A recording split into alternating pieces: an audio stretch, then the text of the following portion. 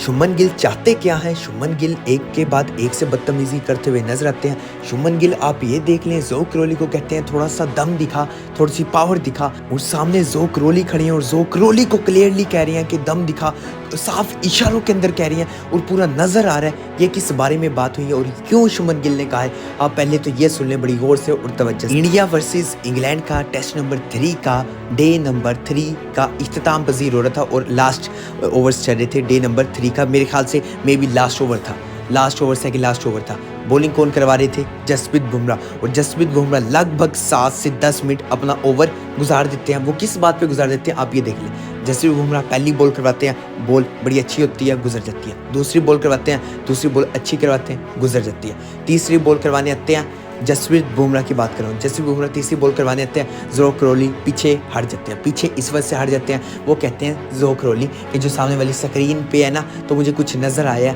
तो इस वजह से मैं पीछे हट गया। आप ये देख लें कि पीछे बैक एंड पे जहाँ स्लिप खड़ी होती है, स्लिप की बात करें, कीपर की बात करें, जो पूरी टीम है वो बड़े गुस्से से ज़ोक रोली के पास आके खड़ी हो जाती है। ये इसलिए खड़ी होती है कि ज़ोक रोली पीछे हट जाते हैं।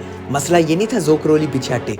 शुभमन गिल बोलते हैं जब स्क्रीन के सामने कोई है ही नहीं, जब कोई नजर ही नहीं आ रहा तो आप क्यों पीछे हटे हैं? पूरी टीम को पता था कि टाइम वेस्ट करवा रहे, ये ना हो जाए कि लास्ट में जल्दी विकेटें गिर जाए तो फिर कोलैप्सिंग की 2-3 विकेटें आउट हो जाए।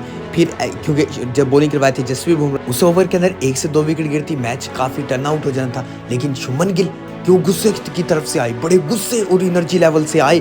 ज़ोक रोली के सामने इशारा किया हाथ से, क्योंकि इतना इशारा करते हुए कोई प्लेयर नजर नहीं आता। सामने इशारा करके बोलते हैं डोंट हेयर सी, इस तरह की लैंग्वेज यूज़ करते हैं और बोलते हैं कि यहाँ तो कोई नजर ही नहीं आ रहा प्लेयर। पहले तो ये बताता चलूँ कि इस तरह की हरकत करना शुभमन गिल के लिए बिल्कुल ठीक नहीं है कि आप किसी भी इंटरनेशनल प्लेयर के सामने जाके बोल रहे हैं। और ज़ोक रोली की बात करें या फिर इंग्लिश और प्लेयर्स की बात करें, वो काफ़ी अग्रेशन नहीं दिखाते। ज़्यादातर हम बात करें तो ज़्यादा एटीट्यूड लेवल इतना ऊपर लेके नहीं जाते। वो काफ़ी जब उन्हें दिखा दिया जाता है फिर वो जाके थोड़ा एटीट्यूड दिखाते हैं। और ऑस्ट्रेलिया में बात करें तो सबसे ज़्यादा एटीट्यूड जो लेवल है वो सबसे ज़्यादा ऑस्ट्रेलिया के अंदर पाया जाता है, ना कि इन इंग्लिश क्रिकेटरों ने। तो ज़ोक रोली पीछे हट गए थे और जानते थे कि ज़ोक रोली के थोड़ा सा टाइम पास करना चाहते थे। जसप्रीत बुमराह एक ऐसा बॉलर जो कि वर्ल्ड क्लास बॉलर हो, नंबर 1 रैंकिंग के अंदर हो, बॉलिंग करवाने आ रहा हो और जसप्रीत बुमराह खुद भी हंस पड़े हो। तो जसप्रीत बुमराह जानते थे कि क्यों टाइम ज़ाया करवाया जा रहा है। और ये गलत था कि पूरी टीम आके ज़ोक रोली के पास खड़ी होगी। और शुभमन गिल कप्तान है,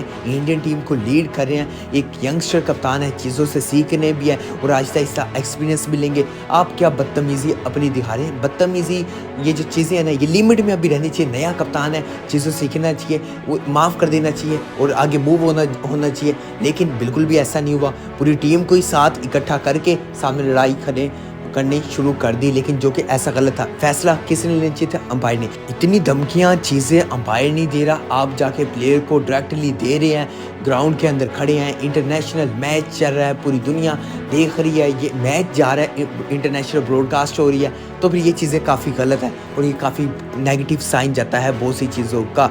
ये तो मान लेते हैं कि इंडिया अपनी पावर दिखाना चाहता है कि हमारा क्रिकेट बोर्ड कितना मजबूत है, हम जहाँ भी चले जाए हम जाके पावर दिखाएंगे।